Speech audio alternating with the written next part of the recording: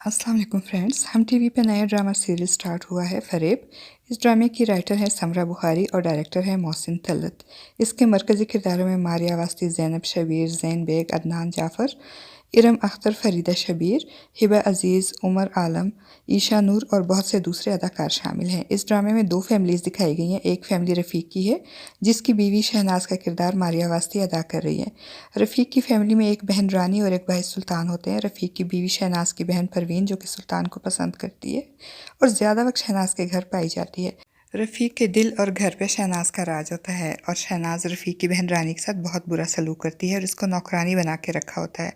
दूसरी फैमिली ज़ैनब शबीर की होती है जिसमें इसका एक छोटा भाई शहजाद होता है और एक बाप होता है, जबकि इसकी माँ का इंतकाल हो चुका होता है। बाप अपनी अपनी दुनिया में मस्त होता है, उसे ना तो घर से कोई दिलचस्पी होती है और ना ही अपने औलाद से।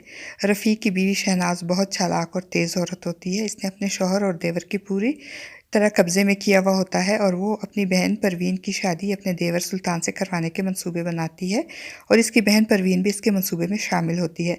रफ़ीक की तबीयत की ख़राबी की वजह से कोई काम नहीं करता है, बल्कि सारा वक्त अपने दोस्तों के साथ ताश की बाजी जमाए रखता है, जबकि सारा कारोबार सुल्तान ने संभाला होता है और जो कमाता है अपनी भाभी के हाथ में ला के रख देता है।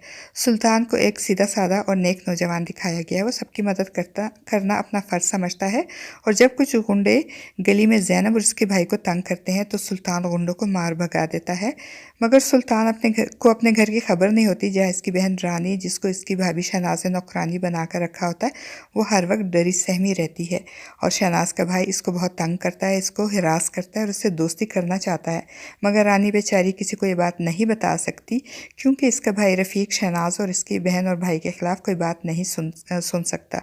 जब ज़ैनब के भाई को बुखार होता है और इसका बाप घर पे नहीं होता तो सुल्तान से दवाई ख़रीद कर देता है और ज़ैनब इसकी बहुत शुक्रगुजार होती है और इसको पैसे लौटाते वक्त इसका बहुत शुक्रिया अदा करती है। दूसरी तरफ शहनाज की बहन परवीन शहनाज के ठाट बाट देकर इस पर रश्क करती है और इसको सुल्तान का अपने भाभी के आगे पीछे फिरना और इसकी हर बात मानना अच्छा नहीं लगता।